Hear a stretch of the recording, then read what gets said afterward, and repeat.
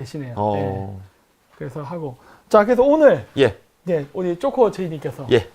보여주시려고 하는 내용을 한번 보여주셨으면 하는데 일단 오늘 네. 그 박사님이 이제 지소미아 관련해서 말씀 이제 방송 주제 잡으셨다고 해가지고 네. 제가 한 달 좀 더 된 것 같아요. 네. 박근혜 탄핵의 주범은 누구인가? 그건 당연히 중국이겠죠. 저희는 다 알고 있잖아요. 그럼요. 네. 다 저희는 알고 다 알고 있는데 조금 더 상세히 이제 다뤘던 이제 자료가 있는데 그게 이제 어떻게 보면은 사드 배치랑 지소미아를 같이 제가 이제 얘기했던 게 있는데 그 방송을 통해서 보신 분들이 지소미아가 정확히 뭔지 몰랐다가 네. 사실 저희 뭐 우파 지지하시는 분들, 반중심에 지지하시는 분들 중에도 지소미아가 뭔지 정확히 모르시는 분들도 계시거든요. 이게 또 어떤 의미가 있는지 제 그때 방송에서 지소미아를 좀 잘 전달했던 것 같아서 오늘 이렇게 여기서 한 번 더 네. 지소미아 이제 말씀드리고 네. 그렇게 준비를 했습니다. 네. 예. 일단은 이 조코제이의 특징이 그 PPT가 연락이 화려하다는 거.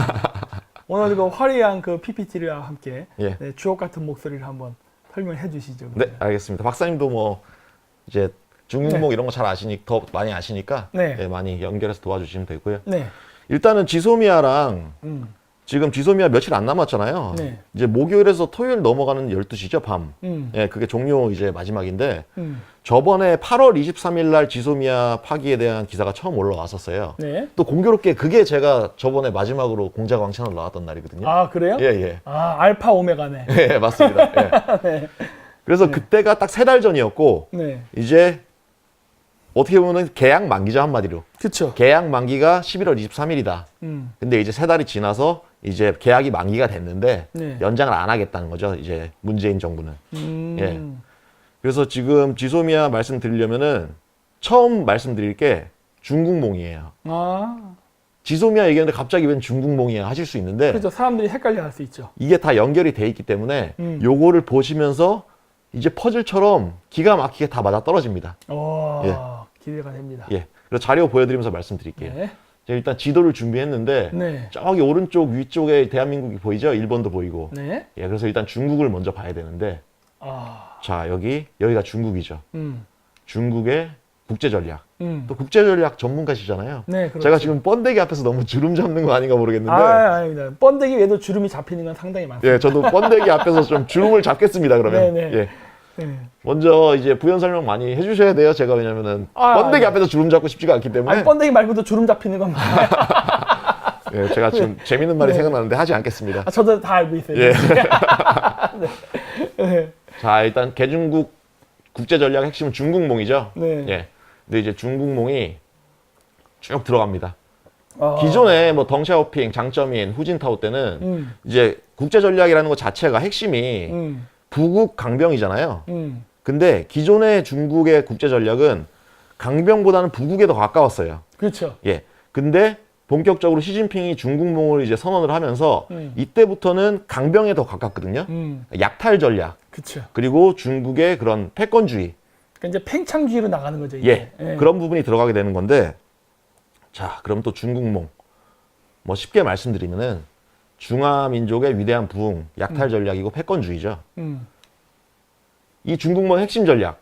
아, 여기서 제가 퀴즈를 했었어야 되는데. 아, 원차이나 1대1로. 그렇죠. 예. 요 정도는 이제 다들 많이 알고 계실 거고 이 원차이나랑 1대1로가 중국몽의 핵심이다. 네. 요 정도까지. 그럼요. 근데 원차이나랑 1대1로의 핵심은 또 뭐냐? 라고 하면은 박사님이 한번 말씀해 주시죠. 원차이나 1대1로요. 원차이나와 1대1로의 가장 중요한 지역. 가장 중요한 지역 예, 예. 한국 아닙니까? 예, 더 나아가면 그렇게 되는데 네. 1차적으로는 남중국해가 되죠. 중국 입장에서. 아, 그렇죠, 그렇죠. 그렇죠. 예. 그래서 지금 이제 원차이나는 일단은 대만, 홍콩이잖아요. 대만, 홍콩이 요 밑에 있죠. 남중국해 쪽에 있죠. 그렇죠. 중국이 인공섬 갖다 박은 데죠. 예. 네. 대만, 어, 홍콩, 네, 그리고 여기가 남중국해. 그렇죠. 인공섬 박은 데. 예. 그리고 이제 두 번째 1대1로. 1대1로 또 워낙 전문가시니까 네, 길게 제가 얘기하면은 괜히 바닥만 드러날 것 같고 네, 간단히 말씀드리면은 이제 육로, 세 개의 육로 그리고 이제 두 개의 해로잖아요. 그렇죠. 그리고 어떻게 보면은 제가 제 방송에서는 이렇게 설명을 드렸어요. 중국이 갈아타는 역이 되려고 한다, 자기들이. 그렇죠. 물류나 천연자원 그런 부분에 있어서. 그래서 굉장히 편의를 제공하는 것처럼 하면서 나중에 독점이 되면은 그때는 뭐 갈아타는 역이 돼서 통행료를 엄청나게 받으려는. 그렇죠. 예, 그냥 쉽게 설명드리면 그렇죠? 네. 예. 그런 1대1로 전략인데 이 중국몽의 핵심 전략인 원차이나랑 1대1로가 둘 다 남중국해가 핵심 지역이라는 거죠. 중국 입장에서. 현재로서는 중국도 바닷길을 통해서 수출 수입의 대부분을 하기 때문에 예. 아직 내륙 개발보다는 아무래도 남중국해가 더 중요할 수밖에 없죠. 예, 특히 1대1로에서 3개의 육로랑 2개의 해로 중에 2개의 해로는 모두 남중국해를 거쳐서 지나가기 때문에 핵심 중에 핵심 지역이죠. 중국몽에서 남중국해가. 그렇죠. 예. 자, 그래서 1대1로 간단히 이렇게 보여드리면 3개의 육로 그리고 2개의 해로 남중국해에서 만난다.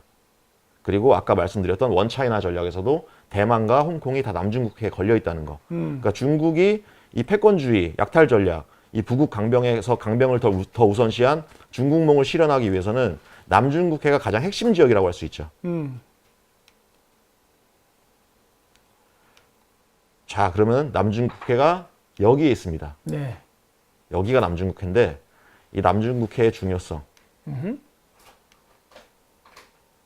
박사님이 좀 먼저 설명을 해주시죠. 남중국해가 예. 이제 중요한 이유는 아까도 했듯이 그 중국의 수출 수입, 중국의 서부대 개발이라든가 육상 일대로를 개발하고는 있지만 그 지역이 인구가 희박한 지역이고 아무래도 동남아시아 인구도 10억입니다. 예. 인도에도 한 13억 정도 인구가 있기 때문에 거대한 소비시장이 이쪽에 다 몰려 있고 그리고 자원도 여기가 많아요. 예. 그래서 중국이 아무리 미국의 그 영향을 피해서 내륙 루트로 회피를 한다 하지만 실질적으로 중국이 100% 내륙 루트를 미국을 회피할 수 없는 게 중동 지역을 통과할 때 미국의 영향을 안 받을 수 없어요. 그렇죠. 그래서 지금 통과가 잘 안 되고 있죠. 예. 그거 아니면 이제 러시아를 통과해야 되는데 러시아라고 해서 중국하고 호락호락하냐? 또 그렇지도 않습니다. 맞습니다. 따라서 그러다 보니까 일단 자신의 가장 앞마당이고 당장 그 단기적으로 봤을 때 시장이라던가 자원이 많은 그 남중국해 지역을 중국이 포기할 수 없고 지금 저 지역이 그리고 지금 석유가 납니다. 예. 예, 그래서 지금 거기다 인공섬을 만들고 했던 이유가 석유 확보라던가 그다음 안전한 그 수출입 그 루트를 확보하기 위한 그 목적이 굉장히 컸죠. 예. 네. 자, 그럼 준비한 거 다시 설명드리면은 네. 첫 번째가 세계 원유 수송량의 60% 남중국해. 네. 그리고 세계 물류량의 40%. 그리고 제가 자료에는 안 넣어놨는데 중국 내부에서 석유 수입의 80%가 남중국해를 지나서 들어와요. 그러니까. 80%면 뭐 중국에서 쓰는 석유는 다 남중국해 지나서 들어온다고 생각하면 될 정도니까. 맞습니다. 그리고 이 남중국해라는 위치 자체가 700여 개의 작은 섬, 뭐 산호초, 암초, 그리고 막 모래톱 이런 뭐 섬도 아닌 그쵸. 그런 것들 있잖아요. 그런 걸로 이제 구성이 돼 있는 지역인데 여기다가 중국이 장난질을 해놓죠. 그렇죠. 장난질을 해놓는 것도 있고 이 땅을 이 영해를 과하게 자기네 영해라고 이제 말도 안 되는 주장을 하는데 자 이제 중국이 주장하는 자기 영해다. 이 빨간색 점선이 중국이 주장하는 맞습니다. 영해예요. 자기네 영해라고. 네. 근데 보시면은 다 질 거예요, 다 질 거. 예. 자 이제 베트남이 주장하는 게 요거고 요만큼. 그리고 필리핀이 주장하는 게 요만큼. 그리고 뭐 브루나이는 그냥 생략할게요. 그리고 말레이시아 주장이 요만큼. 겹치는 지역이 해봤자 요 정도예요. 중국만 그치. 빼면 요 정도. 예. 그러니까 나머지 국가들은 사실 동남아시아과 협상의 여지가 있긴 있어요. 그렇죠. 저거에 대해서는. 근데 터무니없이 중국은 중국 땅이 요만큼이잖아요. 네. 그러니까 자기 땅 근처에 뭐 요 정도를 주장하는 게 합리적인 얘기인데 그렇지. 터무니없이 이게 다 자기네 땅이라고 네. 아 자기네 영해라고 우기는 말도 안 되는 소리를 하고 있고 그렇죠. 이게 뭐 국제적인 그런 재판 예 그런 데서 다 패소를 한 상황이거든요. 패소했죠. 근데도 끝까지 우기는 게 중국 입장에서 중국몽을 해야 되고 중국몽을 하려면은 1대1로랑 원차이나가 핵심인데 그 1대1로 원차이나의 핵심은 남중국해라는 거죠. 네. 그래서 이렇게 말도 안 되는 주장을 하고 있는 게 지금 현재 상황이고 자 그리고 다음 자료 보시면은 이 남중국해 같은 지역입니다. 근데 여기도 보면은 지금 1번, 2번, 3번, 4번 다 자료 오른쪽에 나와 있잖아요. 암초 같은 데다가 통신 시설을 설치하고 그쵸. 뭐 군사 레이더 기지를 설치하고 뭐 미사일도 설치하고 뭐 민간인도 이주시켰다는 얘기도 있더라고요. 네. 근데 이게 다 암초인데 저기다가 중국이 불법으로 점유를 하고 있는 거죠. 맞죠. 예. 그래서 지금 어떻게 보면은 말도 안 되는 깡패 짓을 하고 있는 겁니다. 지금 남중국해에서. 저렇게 중국이. 세멘트를 부어서 섬을 만드는 게 인정이 된다 그러면은 예. 뭐 전 세계 웬만한 데 다 세멘트 섬 붙고 자기 영토하면 되지 뭐. 그렇죠. 깃발 꼽으면 예. 자기 땅이면은 다 내 네. 땅하게. 네.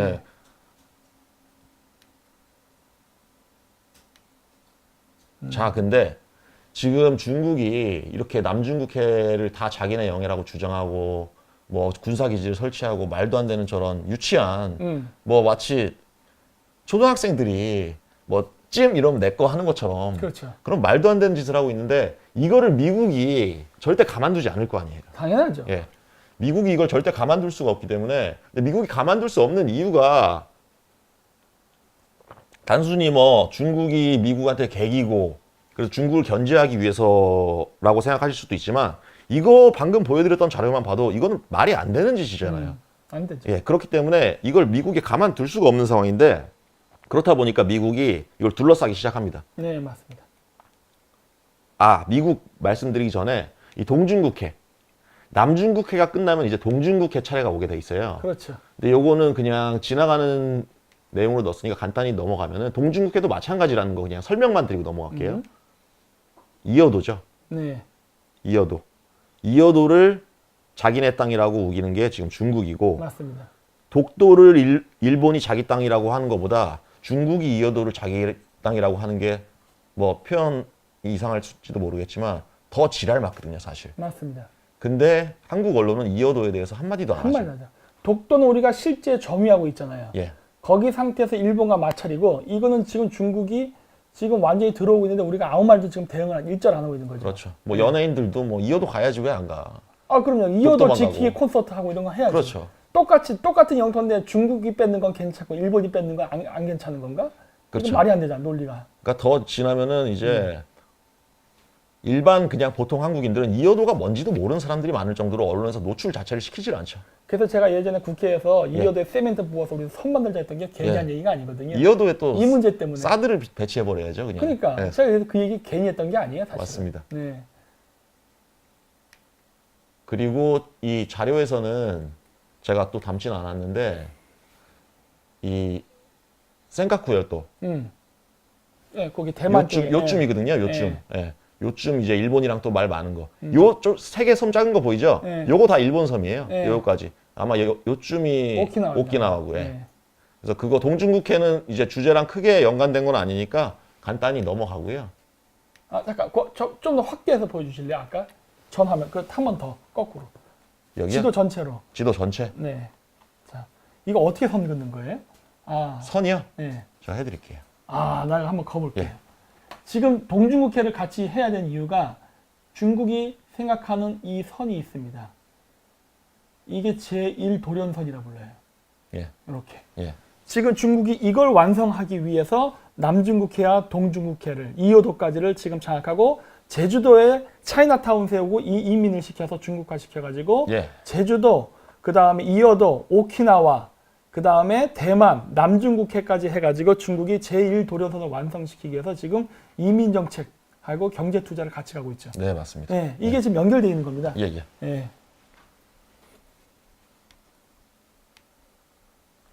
자, 그러면은 일단은 여기까지 말씀드렸는데 이걸 미국이 절대 가만두지 않을 거다. 그래서 둘러싸고 있는데 지금 둘러싸고 있는 형태가 일단 필리핀 같은 경우에는 지금 미국의 거의 완전한 동맹 상태잖아요. 네.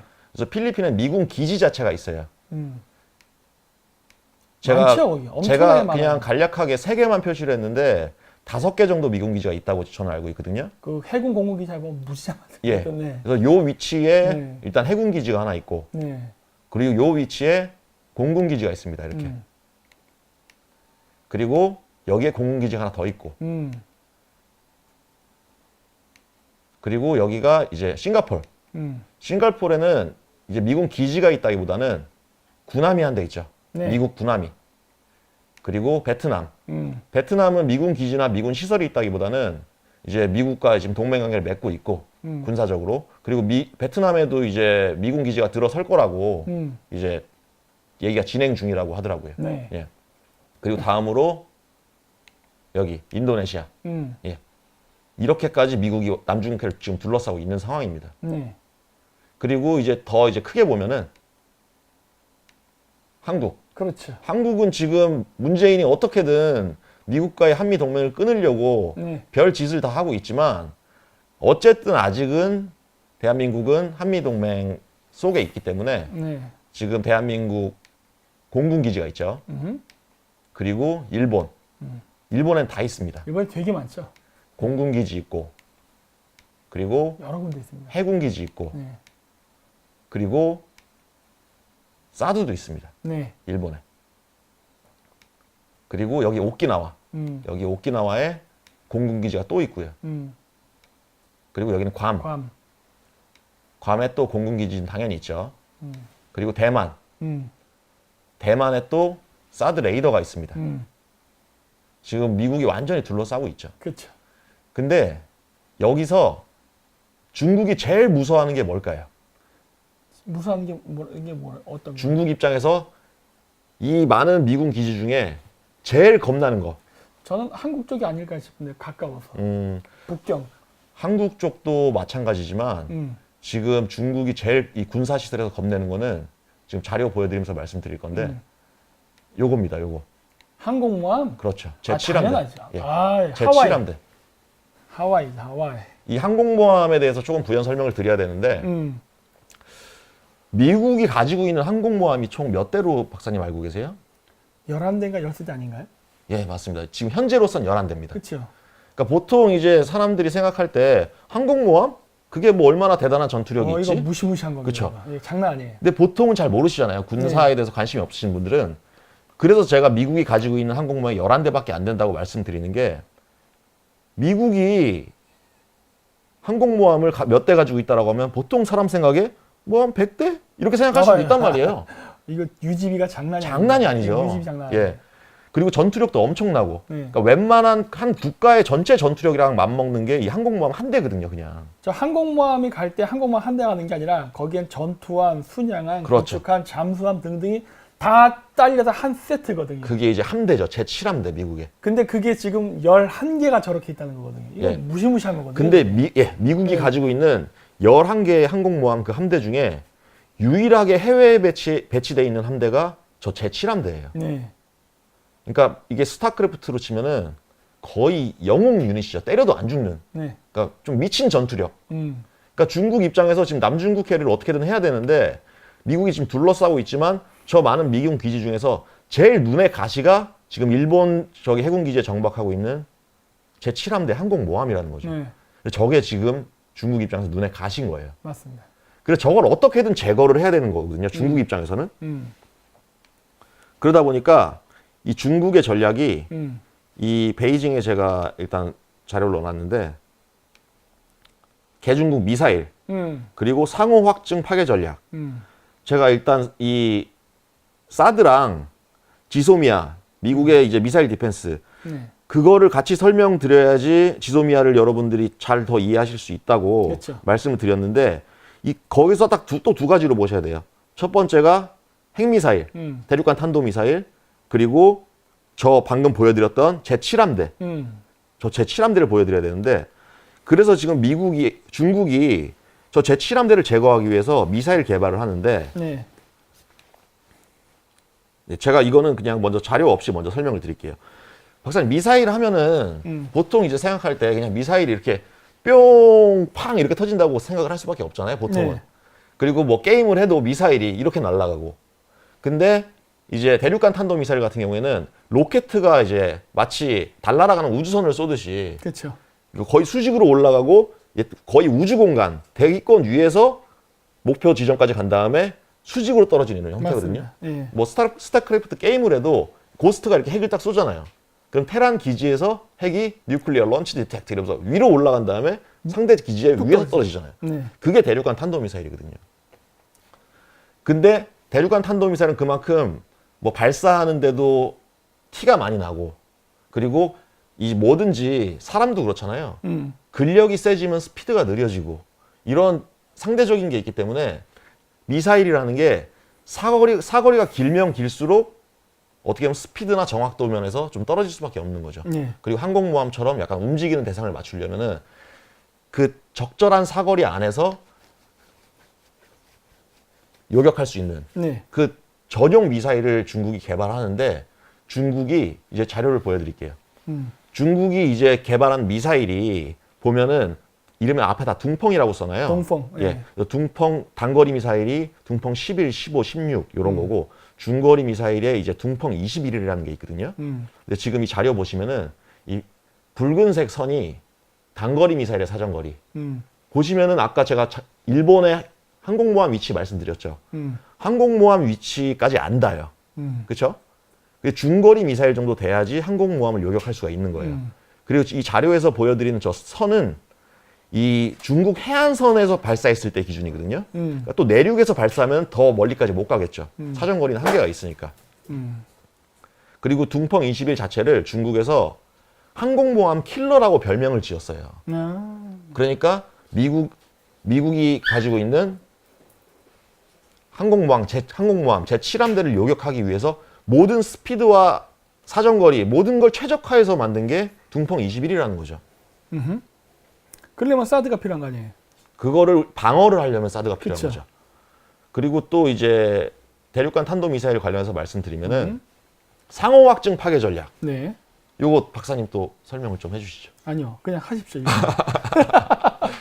이 상호 확증 파괴 전략이 핵을 가진 나라가 다른 핵을 가진 나라한테 핵을 쏘면은 핵을 맞은 나라는 보복으로 핵을 쏴도 된다라는 그런 국제적인 이런 약속 같은 거거든요. 그러다 보니까 핵을 가진 나라들끼리는 네. 서로 견제가 되는 거죠. 그렇죠. 내가 핵을 맞으면 핵을 쏴도 된다는 게 국제적인 약속이다 보니까.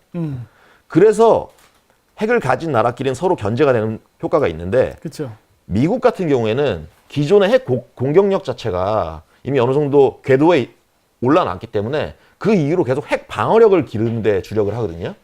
그게 이제 미사일 디펜스고 그렇죠. 반대로 중국은 애초에 핵 공격력 자체가 허접했기 때문에 핵 공격력을 발전하는 데 집중을 할 수밖에 없었던 거죠.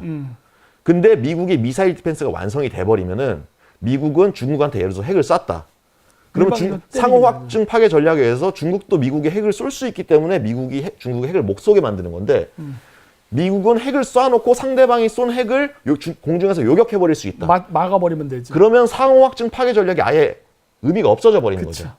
그렇기 때문에 미국은 미사일 디펜스, 핵 방어력에 집중을 했고 이게 완성이 되면 될수록 중국은 미국에다가 뭐 협박을 한다던가 뭔가 얘네들이 항상 자기들이 센 척을 하면서 뻥카를 치고 협박을 하고 이런 걸 원래 밥 먹듯이 하는 놈들이잖아요.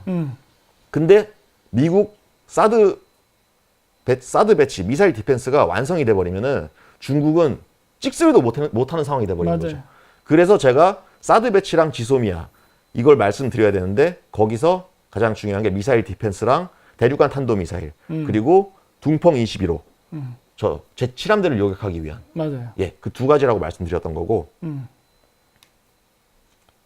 자 그래서 중국의 핵 미사일 기지와 레이더 탐지 거리 이 사드 배치도 제가 사드에 대해서도 또 설명을 드려야 되는데 사드도 두 가지로 생각을 하셔야 돼요. 첫 번째가 상대방의 미사일을 요격하는 기능 그리고 요격하기 전에 이걸 감지하는 레이더의 기능 그렇게 치면은 요격하는 범위는 그 사드 기지에서 그렇게 넓지가 않거든요. 근데 레이더의 범위는 그거보다 훨씬 넓어요. 그리고 레이더의 기능이 중요한 게 상대방이 쏘는 거를 감지를 해야 요격이 되는 거잖아요. 당연하죠. 마치 스타크래프트에서 고스트가 핵을 쐈어. 그럼 고스트가 크로킹 투명돼 있잖아요. 숨어 있는데 그걸 디텍트를 해야지 고스트를 죽이고 그러면 핵을 안 맞는 거잖아요. 그래서 이 디텍트의 역할이기 때문에 레이더가 촘촘할수록 좋아요. 그렇죠. 그리고 한 사드 기지의 레이더 범위가 정밀 레이더 감지 범위가 있고 거기서 더 이제 확장 범위도 있어요. 근데 가까우면 가까울수록 더 디테일하게 디텍트가 되는 거고 그쵸. 또 주변에 사드 기지가 많을수록 점점 촘촘해져서 그쵸. 감지의 확률이 높아지는 거죠. 그래서 사드의 목적이 레이더랑 요격 두 가지의 기능이 있다 정도 먼저 알고 넘어가시고 지금 보여드리는 자료는 이 레이더 탐지 거리예요. 그러니까 지금 한국에서 레이더 반경 1000km라고 돼 있잖아요. 저 정도가 정밀 감지 거리라고 보시면 되고 레이더 반경 2000km라고 돼 있는 게 이제 확장 감지 거리라고 보면 되거든요. 그럼 보시면은 지금 일본에 있는 사드 레이더로 저 산둥반도랑 중국에 있는 중국의 저 동해 쪽, 이 완전히 다 지금 감지가 안 되잖아요. 그러다 보니까 이 한국 땅의 위치가 굉장히 일단 중요한 거죠. 한국 땅에 사드 레이더가 있으면은 확장 감지 거리가 아니라 정밀 감지 거리까지 닿아버리기 때문에. 그러니까 저 일본 쪽에는 저 2km에서 저 큰 원이 예. 한반도 쪽으로만 이동을 해도 중국의 거의 중간 정도까지는 다 그렇죠. 커버가 되는 거죠. 그렇죠. 예. 그래서 중국이 발작을 하는 거죠. 그렇죠. 예. 근데 한 가지 여기서 또 재밌는 게 제가 아까 둥펑 21호의 사정거리에 대해서 말씀드렸잖아요. 저 이건 좀 표시를 하면서 설명을 드리면은 그냥 대략적으로 말씀을 드릴게요. 여기 항공모함이 있잖아요. 네. 근데 이걸 요격하려면은 요런 데서 쏴야겠죠. 요런 데서. 아까 말씀드린 사정거리가 여기서 쏘면은 예를 들어서 좀 더 멀리 가니까. 여기까지 닿는다, 사정거리가. 네. 그리고 사정거리가 불필요하게 긴 미사일을 만들면은 스피드나 정확도가 떨어지기 때문에 이 둥펑 21호가 항공모함을 요격하기에 최적화된 모든 걸 세팅해서 맞춘 미사일이다. 근데 똑같은 둥펑 21호라도 예를 들어서 여기서 쏜다. 그럼 여기까지 가다가 사정거리 안 닿겠죠. 그래서 중국은 이 둥펑 21호 발사 기지를 여기에다 지어야 됩니다. 원래는. 맞죠? 그렇죠. 누가 생각해도 요런 데다가 둥펑 21 발사 기지를 짓겠죠.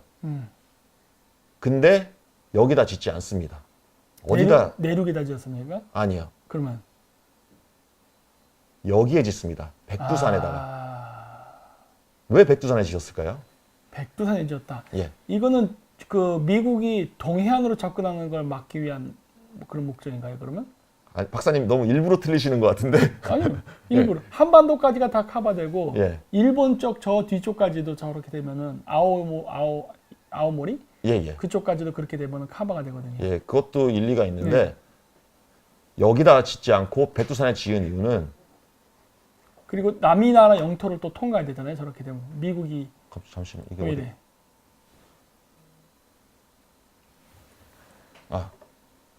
요거 때문에 그렇습니다. 요거 대만에 있는 사드 레이더 때문에.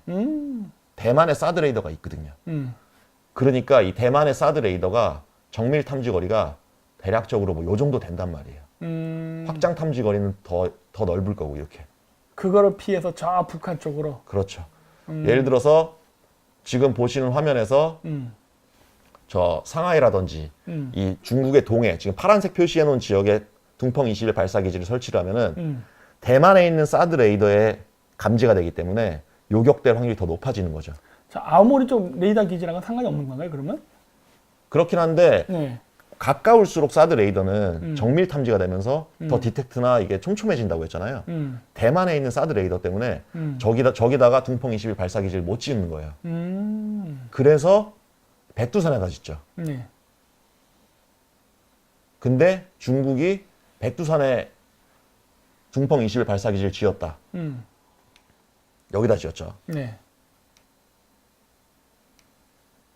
대항공모함 미사일 둥펑 21호입니다. 보여드릴게요. 백두산 배치 둥펑 21 사거리 1800km 네. 맞죠? 이 사정거리입니다. 딱 그 항공모함 위치까지 딱 맞아 떨어지죠. 그러면서 대만 사드 레이더에서는 멀어지고 그래서 백두산에 지은 거예요. 얘네들이. 근데 여기서 재밌는 게 네. 전 이런 생각을 했어요. 박근혜 대통령이 임기 초에 사실 친중 행보를 많이 보였던 건 사실이거든요. 네. AIIB가 이제 1대1로의 핵심되는 그런 금융기구잖아요. 네. 거기에도 가입을 했고 또 중국 전승절에도 참여를 했었고 그런 부분이 여러 가지로 해석할 수가 있긴 해요. 사실 제가 마음속 안에 들여다 볼 수는 없으니까. 근데 저는 사실 기존에는 그 박근혜 대통령 임기 초에 미국 대통령이 오바마였기 때문에 친중파인 그리고 두 번째가 박근혜 대통령도 어떻게 보면 그 당시에 새누리당 소속으로 대통령이 됐잖아요. 그리고 새누리당은 다 친중파 놈들이고 그런 여러 가지 복잡한 상황들 때문에 초반에 친중 행보를 보이다가 미국의 공화당 경선이 끝나고 트럼프의 대통령 당선 확률이 높아 보이니까 본격적으로 반중 행보를 보이면서 사드 배치를 완전히 본격적으로 추진했다. 뭐 요 정도로 해석을 했는데 요 자료를 보면은 이렇게 해석할 수도 있을 것 같아요. 어떻게 해요? 왜냐면은 지금 중국이 백두산에다가 둥펑 21 발사 기지를 지었다는 거는 한국 땅에 사드 배치를 안 한다는 확신이 있었기 때문에 백두산에 지었을 거란 말이에요. 백두산에다가 둥펑 21 발사 기지를 지었는데 한국 땅에 사드 배치가 된다. 그러면 저거는 완전 무용지물이 돼 버리는 거거든요. 그렇죠. 그러면은 저렇게 될 경우에는 그 중국, 동해안, 남한이 다 뚫릴 수도 있는 거죠. 그냥. 그렇죠. 음. 그렇게 치면 어떻게 보면은 박근혜 대통령이 중국의 뒤통수를 쳤을지도 모른다는 생각이 들어요. 중국한테 야 사드 배치 안 할게. 사드 배치 안 할 테니까 우리 사드 배치 안 한다는 전제하에 너네들 전략 짜. 그래서 중국이 백두산에 둥펑 21 기지를 지으니까 발사 기지를 지으니까 그때가 돼서 뒤통수를 치는 거죠. 그럼 둥펑 저기 백두산 기지만 무너지면은 예. 이제 중국에서는 저거를 이제 대체할 수 있는 레이더 기지가 그 이제 남쪽이나 이 동쪽을 막을 수가 이제 어렵게 되니까. 그렇죠.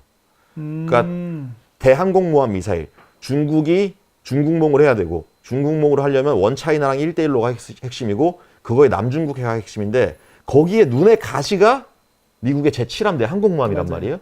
그 항공모함을 요격하려고 만든 미사일이 둥펑 21호고 그거를 쏘려면은 사드 레이더를 피해야 돼요. 공중에서 요격당하지 않으려면.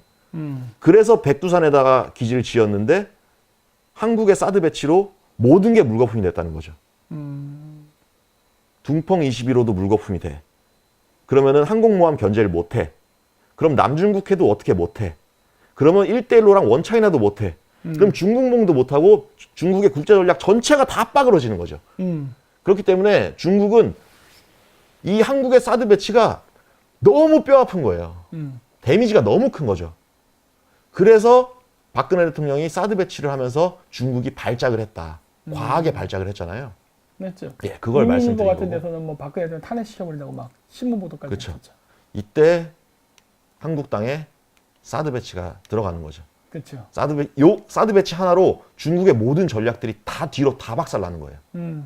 그리고 추가로 중국 입장에서 그 아까 말씀드렸던 대륙간 탄도미사일도 저 위치에 사드가 있으면 그것도 굉장한 데미지를 받고 그 두 가지 이유가 있는 거죠.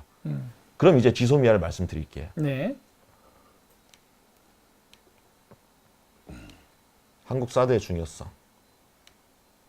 자, 이 사드 레이더 탐지거리 600km에서 800km라고 돼 있잖아요. 네. 이게 정밀 레이더 탐지거리거든요. 요격 사정거리는 저기 빨간색 원이고요. 네. 딱 백두산. 백두산 레이더 기지. 예. 저기까지 딱 정밀 레이더 감지가 되는 거예요. 그러니까 중국 입장에서 뼈가 아픈 거죠. 그리고 지소미아 협정. 그러니까 이 당시에 미국이 한국에 요구했던 게 사드 배치랑 지소미아 협정 두 개예요. 그러니까 지소미아 협정 자체가 한일 군사 정보 이제 공유한다는 의미잖아요. 자, 중국이 백두산에서 둥펑 21 미사일 쐈어요. 항공모함으로.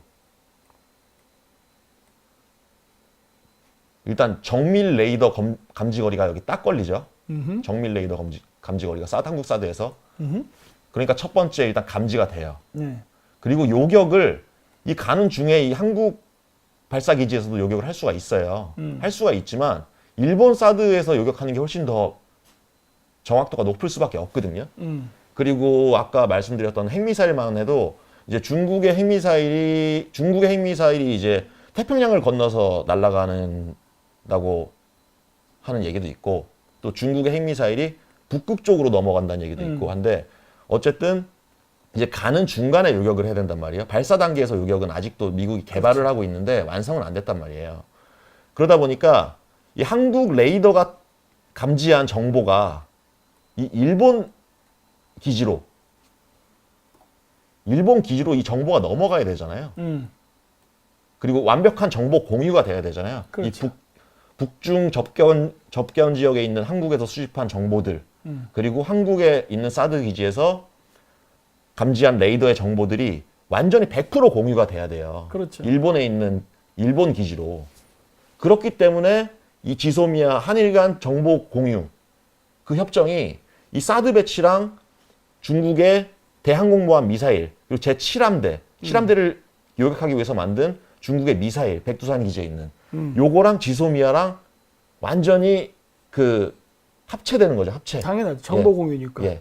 네. 이거랑 사드랑 지소미아를 그냥 같이 보셔야 되는 거예요. 그렇지. 지소미아의 의미 자체가 한일 간의 정보, 군사 정보를 공유하고 이걸 해서 그게 도대체 뭐가 미국에 도움이 될까?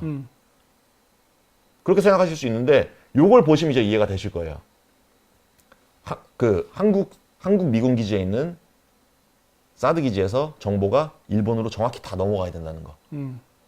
그러다 보니까 박근혜 대통령이 사드 배치랑 지소미아 협정을 했단 말이에요. 2016년도에.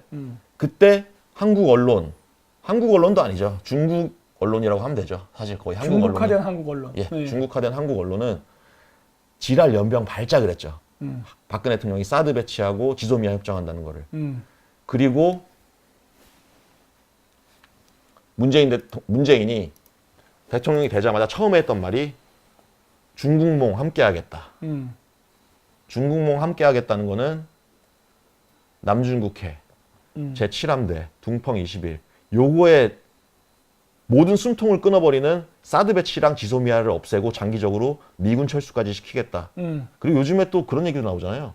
주한 미군이 아니라 주한 중공군을. 아, 맞아요. 예, 저도 좀 이따 그 얘기 나중에 하려고 하는데 예, 그런 얘기를 조선족들이 한다고. 그렇죠. 예. 조선족들이 인터넷에서 하고. 그러니까 지금 어떻게 보면은 문재인이 완전히 그 중국 꼬봉인 문재인이 첫 번째 지소미아부터 일단 드러내는 거예요. 그렇죠. 그 다음에는 사드를 드러내고 그 다음에는 주한미군을 드러내겠죠. 그렇게 되면은 중국은 저 미국 제7함대를 요격할 수 있어지고 그러면서 남중국해를 먹을 수 있어지고 1대1로 원차이나 중국몽 전체를 실현할 수 있게 되는 거죠. 그렇죠. 그러니까 그 종착역인 북경 같은 데를 갈 때 이 예. 지역이 그러면 미국의 레이더라든가 미사일로부터 안전해지게 되죠. 예. 예. 근데 지금 어떻게 보면은 이제 며칠 안 남았잖아요, 진짜로. 음. 다가오는 금요일에서 토요일 넘어가는 밤 12시니까. 음. 근데 이거를 한국 보수라는 사람들도 사실 지금 뭐 공수처 반대 중요하죠. 공수처 반대 중요하고 문재인 탄핵도 중요하고 뭐 조국 구속도 중요하지만 친중화된 보수 정치인들은 지소미아에 대해서 절대 이슈화를 또 시키지 않습니다. 국내 문제만 바라봐야 하기 때문이죠. 그리고 예. 지소미아는 중국 관련된 이슈이기 때문이죠. 그러니까 그래서 국내 문제만 바라보게 해야지 예. 절대 대한민국 국민이 그런 문제로 해서 한국의 국가 안보가 위협이 되고 주권이 흔들리는 것에 대해서는 예. 보지 못하게 자꾸 여론을 돌리죠. 예. 그리고 제가 많이 말씀드리는 게 음. 한국 좌파와 한국 우파는 서로 열심히 싸우는 척을 하지만 지금 조국, 문재인, 공수처 이런 주제로 열심히 싸우는 척을 하지만 정말 중국과 연관된 이런 지소미아 관련된 주제는 한 목소리를 낸다고. 그렇죠. 그렇기 때문에 지금 어떤 보수 집회에서도 지소미아에 대해서 얘기를 강하게 하는 곳은 없거든요. 맞아요. 왜냐하면 중국과 굉장히 연관이 많기 때문에. 중국의 심기를 건드리는 데모는 하지 않습니다. 네, 맞습니다. 그거예요. 간단해요. 예. 그리고 한 가지 재밌는 게 요거 그냥 이미지로 보여드릴게요. 사드 때문에 여기 백두산에 항공모함 미사일 전략이 박살이 나고 대륙간 탄도미사일, 핵미사일 전략도 박살이 나고 남중국해도 박살이 나죠. 그러면 동중국해도 박살이 나고 중국몽 전체가 박살이 나는 그림인 거예요. 근데 이 당시에 결국 박근혜 대통령이 탄핵을 당했잖아요. 그렇죠. 뭐 이젠 다 아실 거예요. 박근혜 대통령 뭐 최순실 국정농단, 태블릿 PC 이러고 있지만 실질적으로 사드 배치와 지소미아 협정에 의해서 협정 때문에 중국에 의해서 탄핵을 당했다. 당연하죠. 예. 탄핵 정국에 대해서 간단히 말씀드리면은 처음에는 이 친중 좌파놈들이 하야라 이랬어요. 그렇죠. 그때는 탄핵이란 말도 거의 있지가 않았어요. 맞아요. 박근혜 대통령 하야라 이랬죠. 왜냐? 사드 배치랑 지소미아 하려 그러니까. 중국 입장에선 너무 뼈아픈 당연하죠. 전략이기 때문에. 박근혜 하야. 이때는 탄핵이란 말이 없었거든요. 그렇죠. 초창기엔 그랬어요. 예. 박근혜 퇴진. 근데 박근혜 대통령이 그 대국민 담화에서 4월에 퇴진하겠다고 했어요.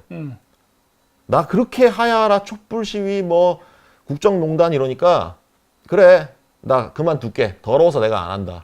근데 4월에 퇴진할게 이랬어요. 왜냐? 사드 배치랑 관계 있는 거 아니야? 사드 배치를 끝내놓고 나가겠다는 그러니까. 거죠. 그러니까 이때 탄핵이란 말이 나오기 빨리 시작합니다. 탄핵시켜버리려는 거야. 예. 안 돼 하고. 웃기죠. 그러니까 이게 중국이 개입됐던 게 이런 정황적 증거라서 보이는 거예요 지금. 예, 너무 이제 빼도 박도 못하는 거죠. 이게 3차 대국민 담화거든요. 절차 일정 밝혀주면 대통령직에서 물러나겠다. 물러나겠다고 했어요. 박근혜 대통령 입으로 직접. 자, 4월 퇴진하겠다고 했거든요. 11월 29일 3차 대국민 담화 이후 만약 나에게 퇴진 시점을 묻는다면 내년 4월 말이 적당하다고 생각한다. 맞죠?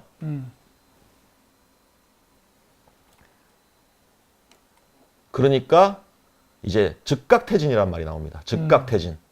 그 전에는 하야하라, 퇴진하라 그랬는데 4월에 퇴진하겠다고 하니까 즉각 퇴진하래 갑자기. 안 되는 거죠. 아니 나가겠다고 하는데. 그렇죠. 박근혜 대통령 국정농단에 때문에 태블릿 PC가 증거라며. 그래서 퇴진하라고. 퇴진한다고.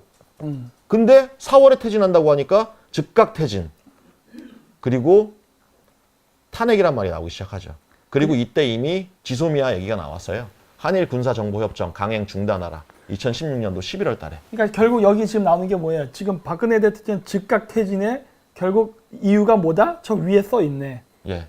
예. 지소미아와 사드 배치인 거죠. 그렇죠. 위에 써 있네. 예. 저것 때문인 거죠. 자백하는 수준이에요, 사실 이 사진은. 그렇죠. 국정농단이나 뭐 최순실 이런 게 아니란 말이에요. 그러니까 스톱 지소미아가 여기서 왜 나오냐고. 갑자기. 그러니까요. 국정농단이라면서. 국정농단이면 국정농단을 얘기해야지. 예.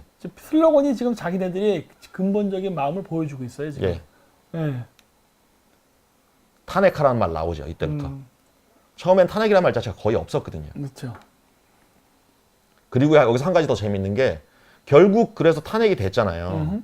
그리고 탄핵이 이제 탄핵 소추안이 국회에서 통과가 되고 헌법재판소에서 최종적으로 이제 인용되기까지의 시간이 있었단 말이에요. 그동안 황교안 권한대행이 이제 대통령직을 이제 임시로 수행을 했잖아요. 박근혜 대통령은 직무정지가 됐고 그 기간에 황교안을 또 공격합니다. 왜냐? 그 당시에 황교안 권한대행이 사드 배치를 끝까지 진행을 시켰단 말이에요. 했죠.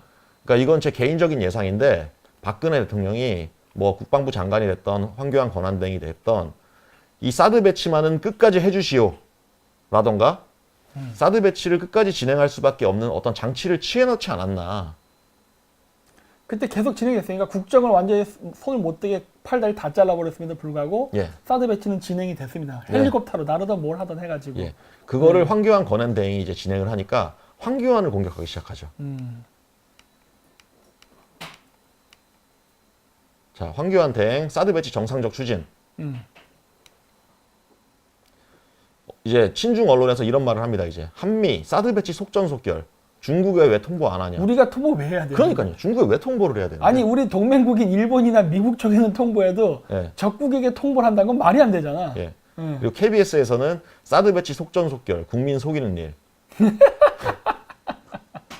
그리고 외교 안보 현안은 일사천리. 그러니까 이거 비꼬는 거잖아요. 그러니까 왜 그렇게 속전속결 일사천리로 진행을 하냐 이 사드를. 그러니까 이게 탄핵 상황에서 국정농단 해갖고 국내 국정을 마비시키는 상황 속에서 외교가 일사천리로 가는 게 불만이라는 거 아니에요. 그렇죠. 아니 국내 정치의 부정부패라면 뭐 타블렛 PC서부터 해서 뭔가 온갖 부정 입학서부터 이런 거. 예. 그럼 거기에 관심 갖지 외교가 일사천리로 가는 게 뭐가 문제야? 예, 그리고 재밌는 게 이 예. 기사가 나왔던 당시가 박근혜 대통령에 대한 탄핵 소추안은 이미 통과가 된 상태고 직무 정지가 된 상태에서 황교안 권한대행이 사드를 계속 속전속결로 진행을 하니까 그때 이런 얘기를 한 거예요. 그쵸. 예. 이제 구속하라는 얘기가 나옵니다. 탄핵 소추안이 통과됐을 때예요, 이때. 헌재 그거를 기다리고 있을 때인데 구속하라. 그리고 황교안 퇴진이 나오죠, 여기. 황교안 퇴진.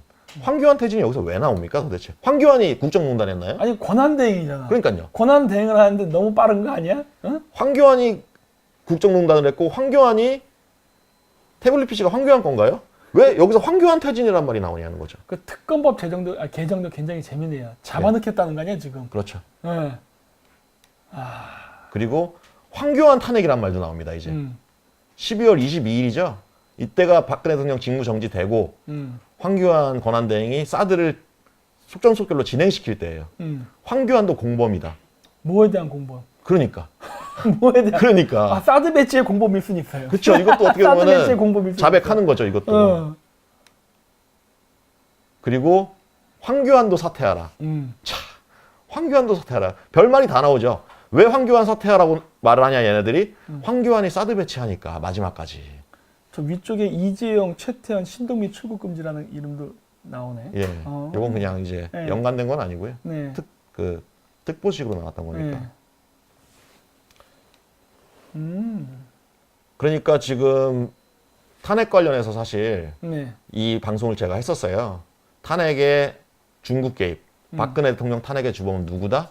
라는 이제 제목으로 방송을 했을 때 내용인데, 이 방송을 통해서 지소미아라는 거의 의미, 그거에 대해서 많은 분들이 알게 되신 것 같고, 오늘 또 박사님 지소미아 관련 이제 방송 하신다고 하니까 네. 앞에서 이렇게 지소미아 관련된 내용 한번 다뤄주면은 네. 또 이제 많은 분들이 보시고, 네. 앞으로 지소미아 연장은 전 개인적으로 이제 안 한다고 봐요. 그렇죠? 하면 안 되죠. 폐기를 하면 안 되죠. 그렇죠. 근데 이제 연장은 안 한다고 보고 어차피 며칠 남지도 않은 상태에서 이슈도 안 되고 있으니까, 그러고 이제 저는 그래요. 미국이 덜 화나길만을 바라야 되는 상황일 수도 있어요, 지금. 이거 그리고 한국 사람들이 뭔가 잘 이해를 못 하고 있는 것 같은데, 예. 여러분 미군 기지 주소는 미국입니다. 예. 그렇죠. 용산 이런데 뭐 캘리포니아, 뭐 샌프란시스코 이런 식으로 돼 있어요. 아, 그래요? 그건 전 몰랐는데요. 주소가 한국 주소가 아니에요. 그래서 예. 저는 그때 그런 생각해요. 꼼수로 미국에 국제우편 보내고 싶으면 미군 기지로 해서 보내면 되지 않을까. 국내로 취급해요. 그러니까 미국인들이 갖는 그 전방의 개념은 미군 기지가 있는 지역이 전방입니다. 예. 그러니까 거기까지가 자신의 영역이라고 생각해요. 근데 그거를 철수로 시킨다? 예. 이건 영토를 자기네들이 양보한다는 거, 뺏긴다는 개념이거든요. 예. 그게 될 거라 생각해요. 얘네들이 지금 너무 그 미국이라는 나라의 정서를 모르는 것 같아. 예. 예, 그래갖고 나는 우리나라 운동권 출신들이 지금 이거 하잖아요, 정치를. 예. 얘네들 이런 거 정책을 내세우는 걸 볼 때마다 느끼는 게 뭐냐면, 얘네들은 지금 미국이 웃고 있으니까 그 미국이 중국보다 약한 줄 아는 것 같아요, 지금. 예. 근데 큰 착각이에요. 중국이 쩔쩔맬 정도예요. 그리고 또 이게 재밌는 게 이번에 미국이 굉장히 경고를 했어요.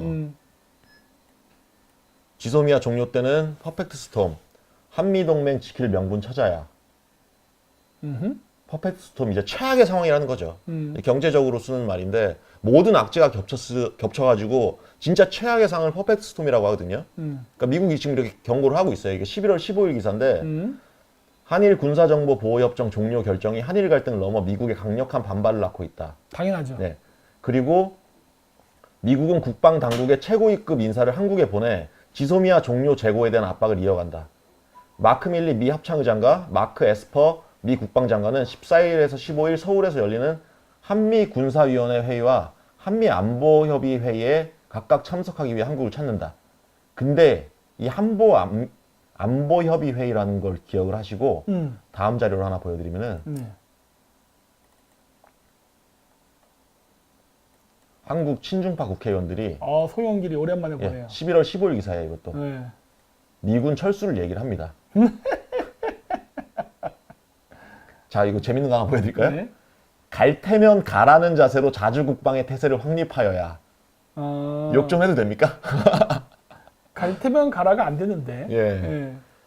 근데 이걸 언제 했냐면은 이 성명 발표를 이날 오후 서울 용산구 국방부에서 열린 한미 국방장관의 한미 안보 협의 회의 공동 기자회견 직후. 이거 얘네들 본심이 보이는 거죠. 예, 이때 한 거예요. 그러니까 미국이 이제 저는 그래요.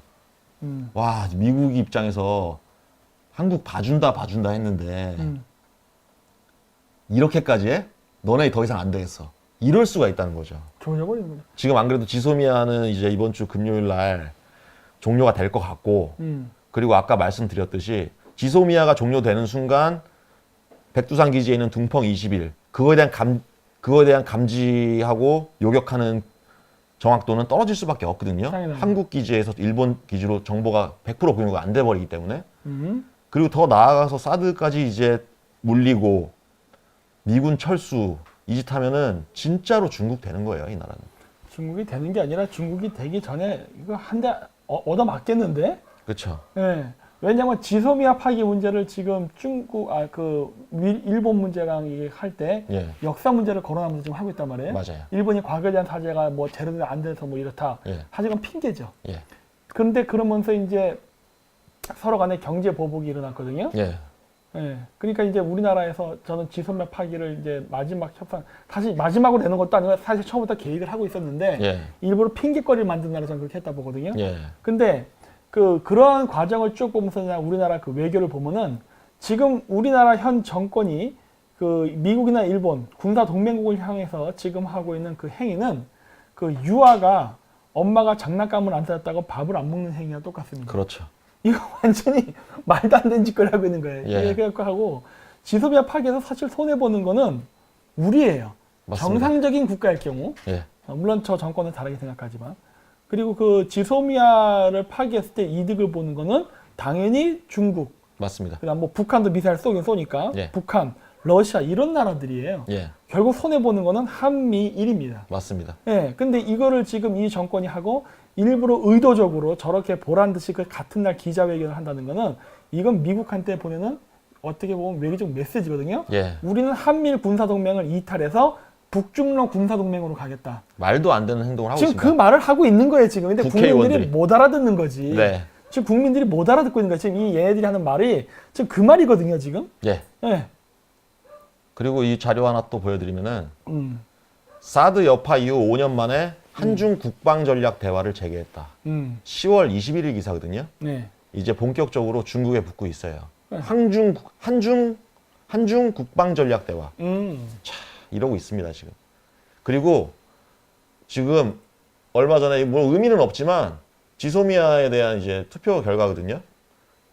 지소미아를 종료해야 된다가 55%고 지소미아를 연장해야 된다가 33%인 거예요.